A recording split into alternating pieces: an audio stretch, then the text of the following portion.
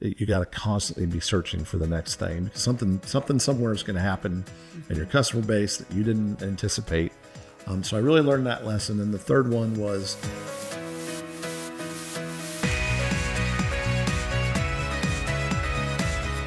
welcome everyone to Behind the Scenes of TK Business Magazine. I'm your host, Danielle J. Martin, and we are continuing the conversation where we're going around Kansas and we're sitting down with leaders, business owners, and you get to learn a little bit more about their business, where they started, where they're from, and where they're headed. Today, I'm super excited to introduce to you a special guest, Neal Spencer, founder, president of Ernest-Spencer. Neal, welcome to the show. Thank you. How are you feeling today? Awesome. It's a beautiful day. It's raining again. Right, exactly.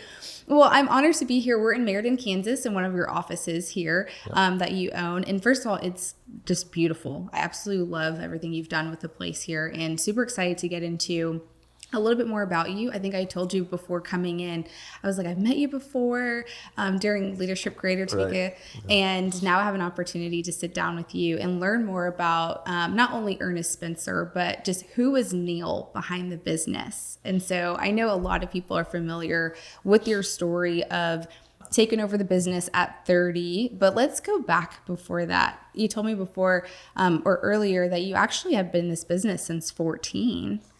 Yeah, being a family business, my dad owned it when I was a kid.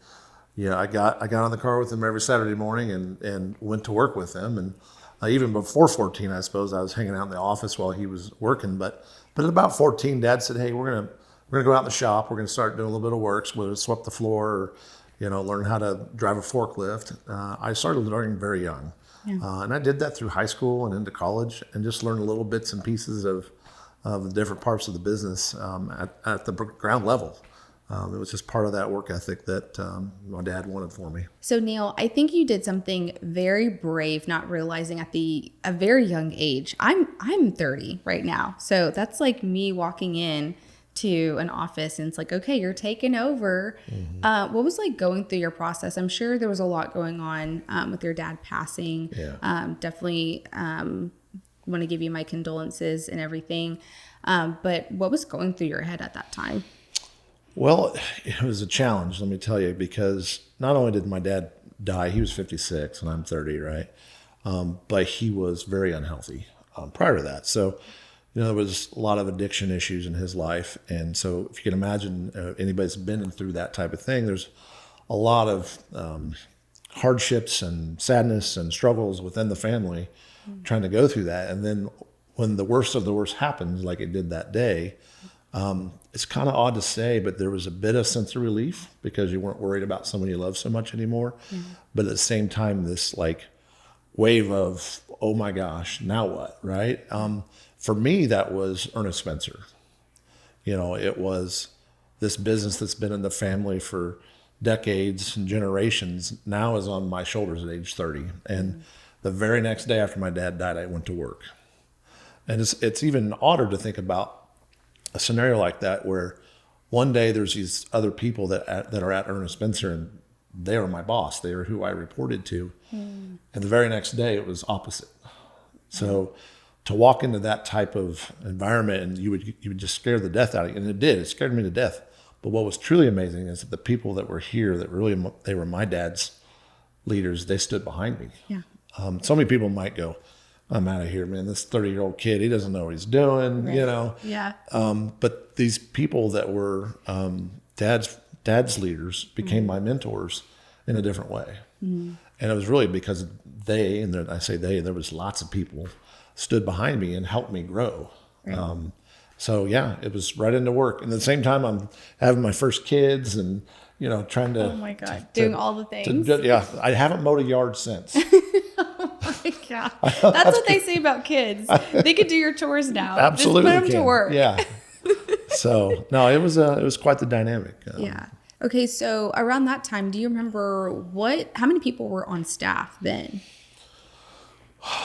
It's hard to remember, but somewhere around 50 to 60 people at the time. Okay. And now you guys have grown to? About 225. Wow. So talk to me about that time period. And I'm sure you've learned so many things along the way. I'm sure you've changed things. If you could maybe just give me top 3 things that you've learned over the years, decades, of something that you wish you would have known back then.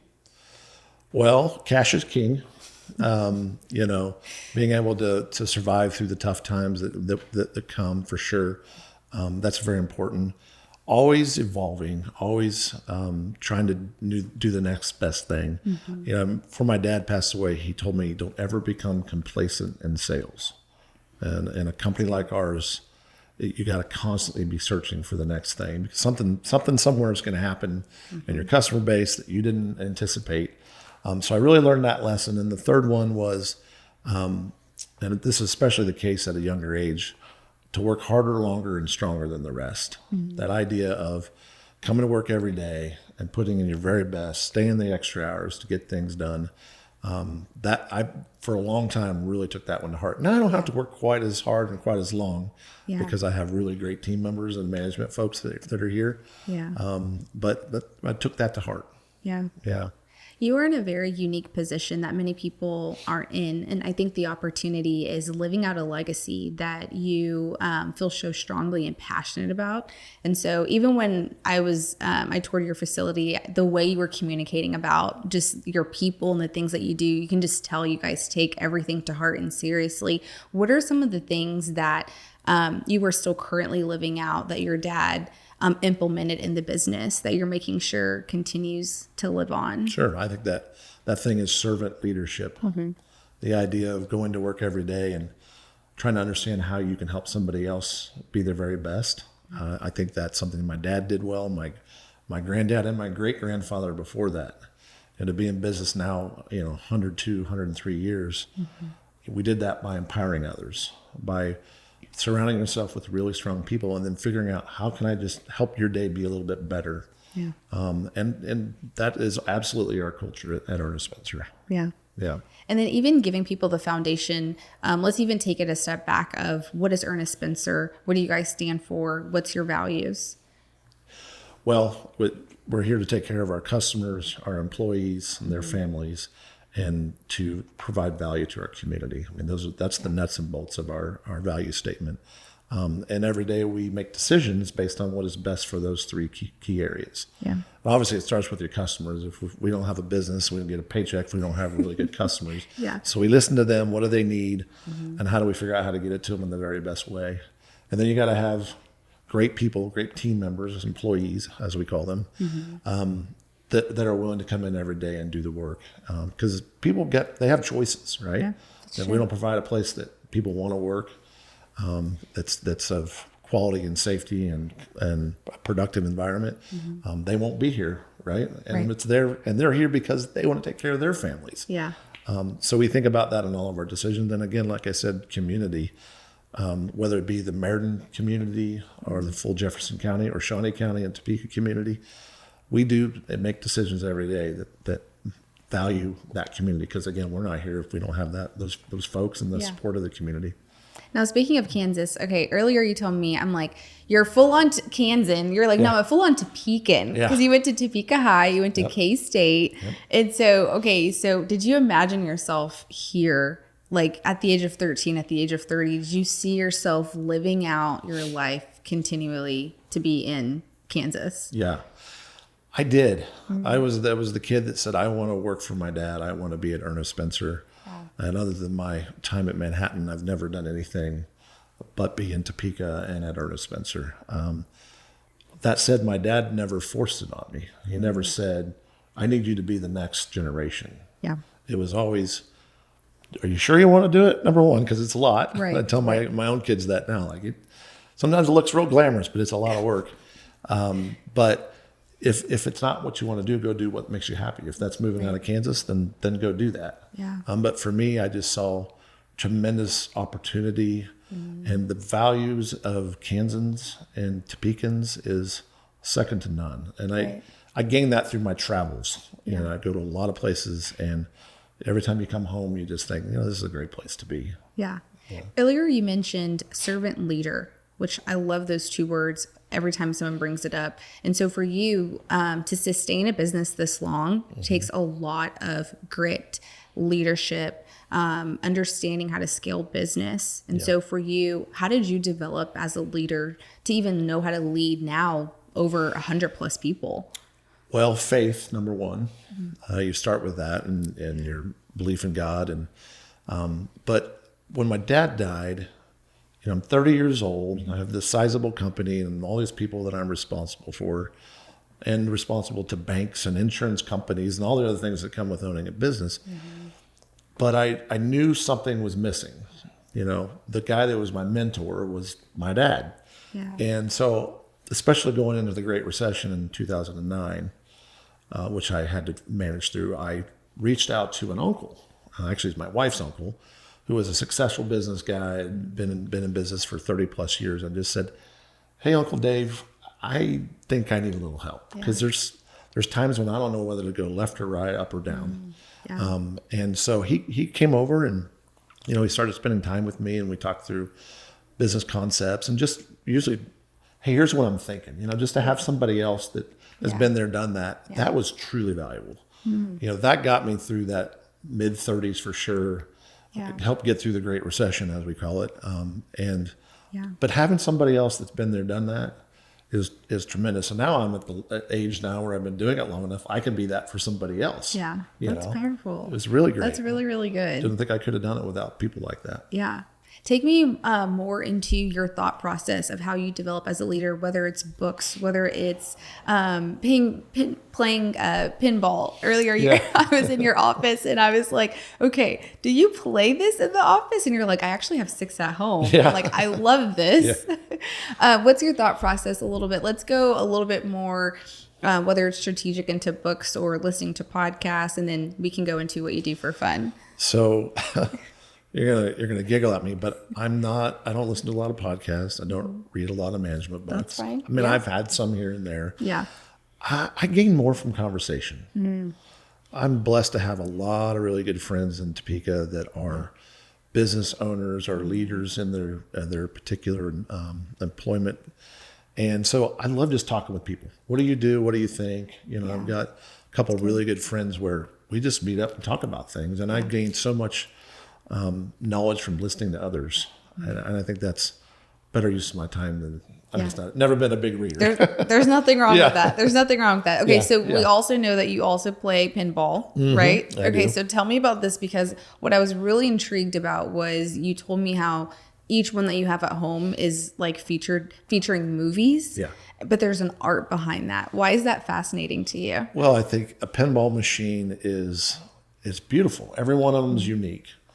And they're typically linked to something that you love, like a movie. My wife and I, since the time we started dating, love movies. We go to the movies, we go buy DVDs back then. And so when we started to get into pinballs, it was kind of this cool relationship with the movies and some of our history with watching movies. And then each of these machines is a piece of art, as I said. You look at them, they're designed by comic book makers or people that help develop movie themes. And they play the sounds of the movies, even the voices from the movies. So they're fun and they're immersive. Yeah. And it's a great way to just let loose a little bit and, not think about work stuff.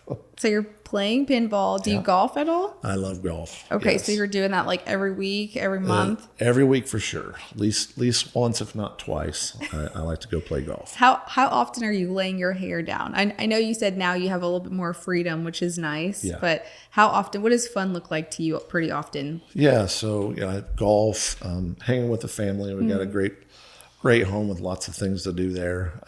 Just relaxing sometimes. I collect bourbon. Yeah. So I like to research that and go try to find Now we know who to go to for some recommendations. Yeah.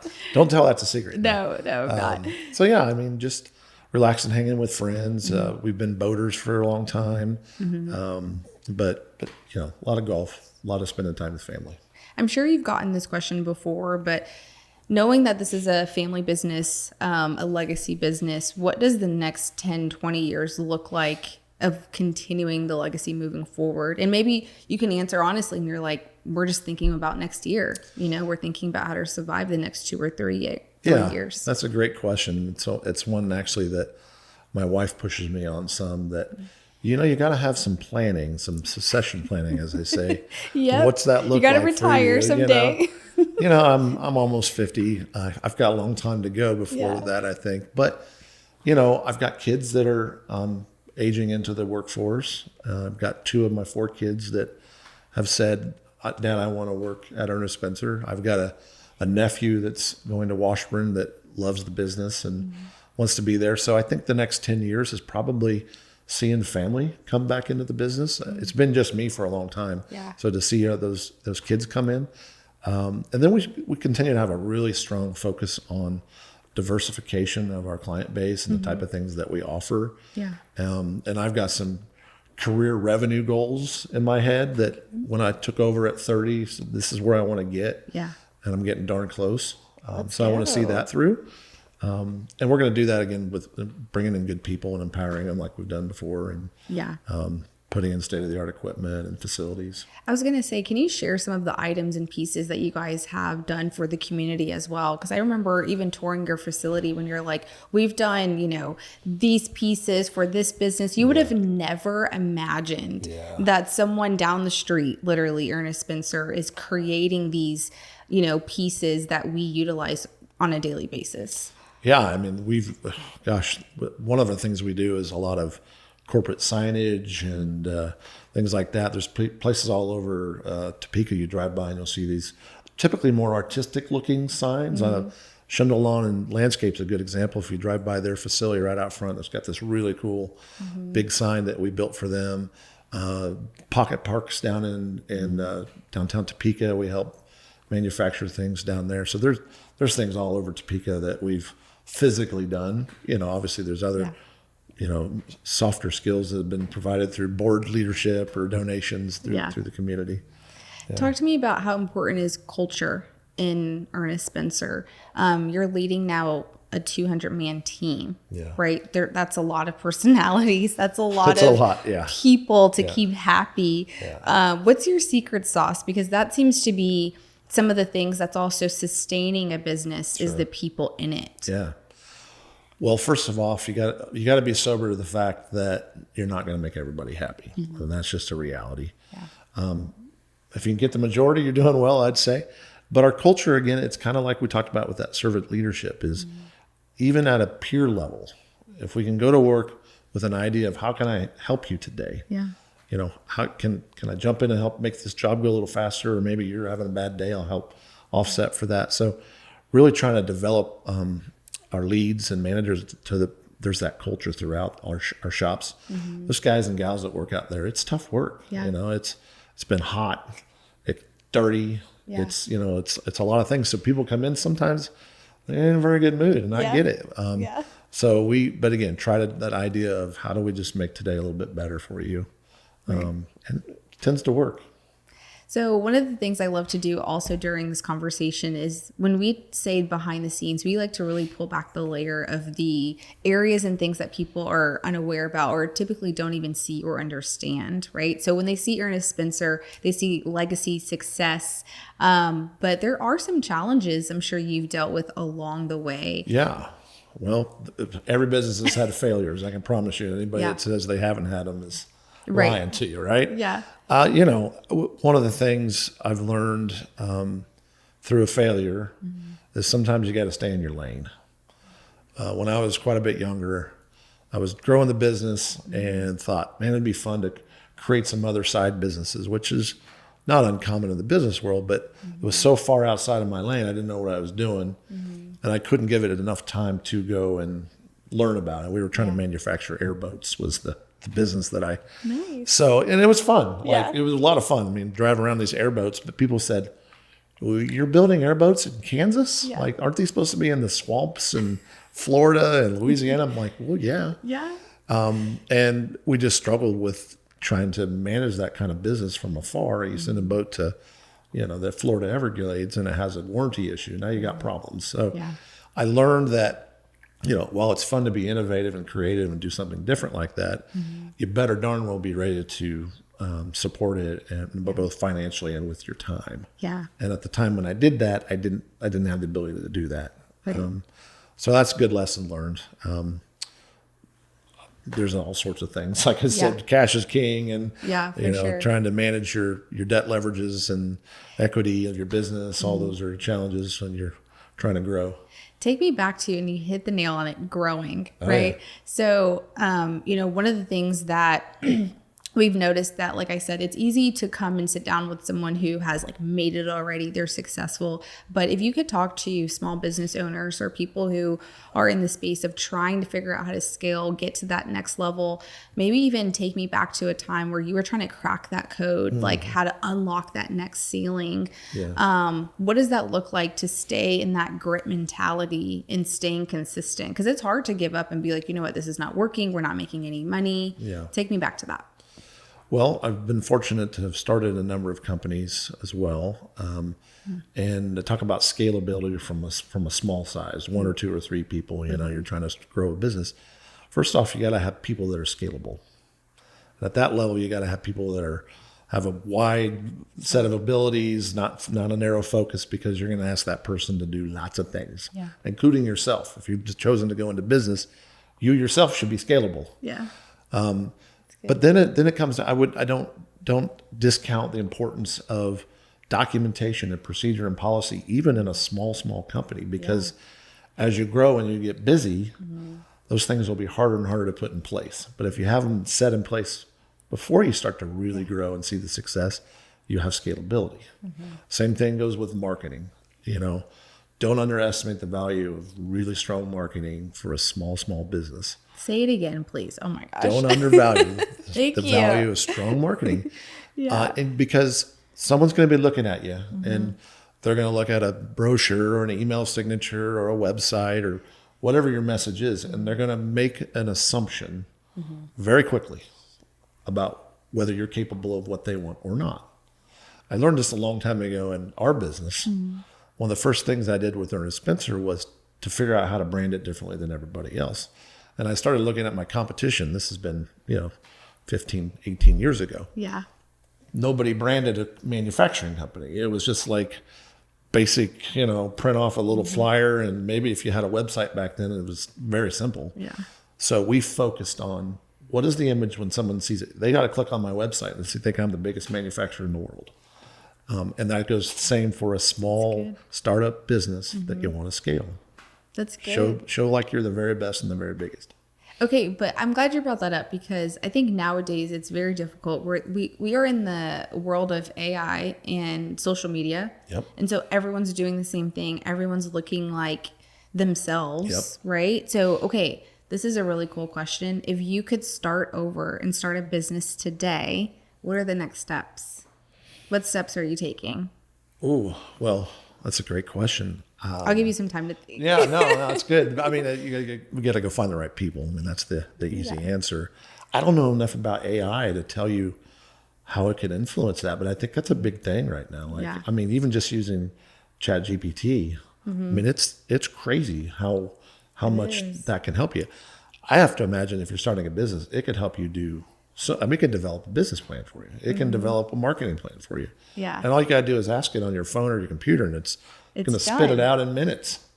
So I'd start with that. I'd learn a lot more about that, and that's something that I probably should do even for my own business. But yeah, I think you dig into that. Yeah. Yeah. But again, you find the right people. Find the right people.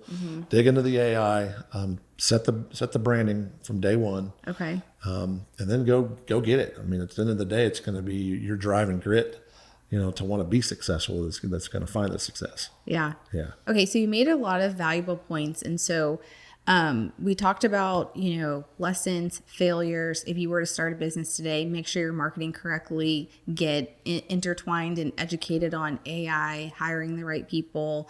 Anything else that we're leaving out from a CEO leadership perspective, like the groups that you're in, maybe if you kind of mentioned it earlier, that if you were to be, mentoring someone younger than you, these are some things you would tell them. And so what are a couple of those things? And we can wrap up this area here. Well, I would tell them to surround themselves with good people. The thing I did right at age 30 was concentrate on who's going to help me. Yeah. Because I'm not smart enough. I'm only smart enough to know that there's other people out there that can help. And I think that's a good thing that, speaking of Cody and AE, they've done a great job of surrounding themselves with great people. Yeah. You know, Dave and Cody and Derek were just 3 people, right? Yeah. And so I think in any business, that's got to be your very first focus. Like, who's going to help me do this? Yeah. Because in most cases, anyway, not most businesses are not just one person. So I'm telling you that I'm continue to find ways to educate yourself in your field, whether that's talking to others or maybe it is books or podcasts. Yeah. Or pinball. Or pinball, you know, find your thing. I mean, that's the last point I was going to make. Yeah. You know, people oftentimes, they get so married to their career that they don't have time for others, like their kids or their spouse. Right. And if you don't have those things strong, you're not going to have a strong business. You're not going to have a career that's fulfilling because there's something that's going to be missing when you go home at 9:00 at night and you didn't see your kids. You know, I think that's something that makes business so much stronger than people probably think. Yeah. And you brought up even too, like your faith, right? And how strong is that to you as well? Oh, it's the cornerstone of who I am. You know, ultimately I talk about these things like servant leadership and how can I help your day be a little bit better. Those are Christ-based philosophies. And it's a journey that, oddly enough, right after my dad died, I also started a faith journey. And that's different for everybody and it happens at different paces. But for me, it's definitely helped, you know, center myself in business and family. And it's a very important part of my life. Now, beyond business, how does Ernest-Spencer, you brought it up multiple times throughout the conversation of like giving back to the community, being active in the community. For those who may not know, like how are you guys partnering with the community and making sure that they are being, you know, fed and being a part of what you guys are doing as well? Yeah, I mean, you know, we donate, we support different charities, we participate in golf tournaments, we do all those types of things. We do food drives that help donate food, but we spend time also serving on leadership boards in various capacities, whether that be, you know, Washburn Tech. We've got people involved to help in the skilled trades. My time I spend with, you know, Stormont Foundation, 2030 Club, the Go Topeka chairman this year. So that's just one after another. How can I get involved in different, at a board level at this point? When I was younger, it was typically a little more hands-on, but now it's, can you come bring us some of your leadership skills and help us with the people that you know to help these different organizations, which all impact our community. Yeah. And I love the program that you guys are partnering with Washburn Tech. If you can like dive into that and even you can, this is your opportunity to sell it. Yeah. Because I know how big it is. It's a big deal. And, you know, Washburn as a whole, Washburn University, with Dr. Mazachek being there, and then Dean Smathers at Washburn Tech, what they're doing to hear the community. What does our city need? What does Greater Shawnee County and even beyond need? And that's not just college graduates. That is skilled tradespeople. And they've got a great focus on what do the employers of our community need. And so, as Ernest-Spencer does, we participate in those boards, as do others in town, to help influence what do we truly need when a kid comes out of school. What is the skill set that he needs to have, or she? Not only physically, can I weld or can I run a machine, but what do those soft skills look like? And Washburn Tech and Washburn University understand that just because you can weld doesn't mean you're going to be a good employer or employee, pardon me. If I can come out and I understand the importance of finances and being at work on time, and helping others, and deadlines. How do I better myself, and deadlines, all those things, you know, then you're going to have a better career because of that. So we're just fortunate as Ernest-Spencer that we get to go influence a little bit at that level, and consequently you're influencing young people's lives. You know, it's pretty neat. Yeah, it's pretty powerful. When you guys were giving us the tour of, like I said, the facility and just how just ginormous it was. First of all, like you don't realize from the highway, you're like, oh, this is just some building. And it's like, you guys have this entire acre back there. It was just phenomenal to see in the partnership like you guys do have with Washburn and the significance behind that. But what's next for Ernest-Spencer? Do you guys have any big projects coming up that you feel comfortable sharing here with us today? Yeah. we always got new things in the pipeline. Our big focus has been on assembly. So traditionally, Ernest-Spencer would cut and bend metal parts and ship them to somebody, or maybe we weld them a little bit. Now we're getting into full turnkey assembly, like finished products. They're not our products. We're contract manufactured for other OEMs, original equipment manufacturers. So our focus has been, how do we go out and say, I want to build that entire vehicle for you, or I want to build a cab, an operator cab, and put all the electronics in it. Wow. So that's the future of Ernest-Spencer, more and more of that type of what we call turnkey finished good manufacturing. Okay. More value add, there's more margin when you do that, and you niche yourself from your competition. Most competitors are not going to even try to do that kind of stuff. They're going to just do the things we used to do. Yeah. So. Okay, do you believe like there's this myth around like robots coming into manufacturing and taking over and getting rid of everyone's jobs? That's a funny question. No, listen, certainly robots play a part in manufacturing in particular. We deploy robots, and we'll continue to do more.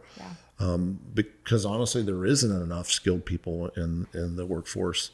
But the robot's not going to take over the HVAC guy that comes to your house, or the plumber that's going to replace your toilet, or the person that's going to quality inspect. So will there be more and more automation? Certainly there will be. For sure. But it's only going to enhance what people do.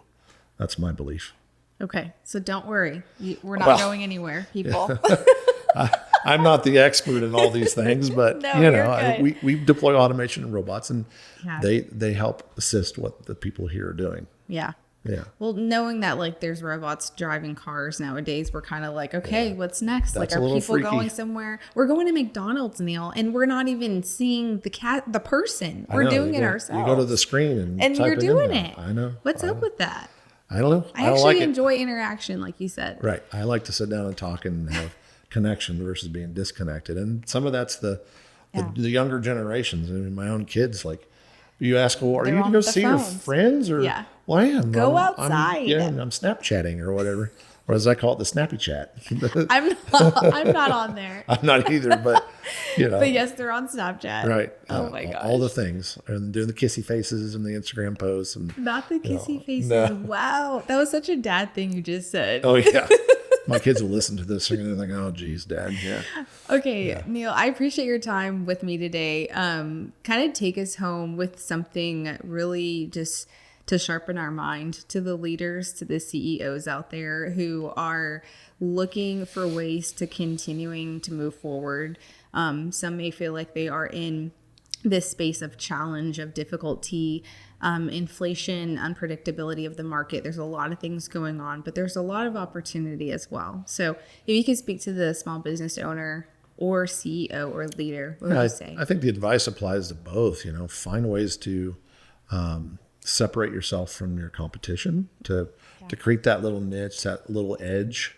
And that could be your branding, that could be your message, that could be how you deal and treat with your people.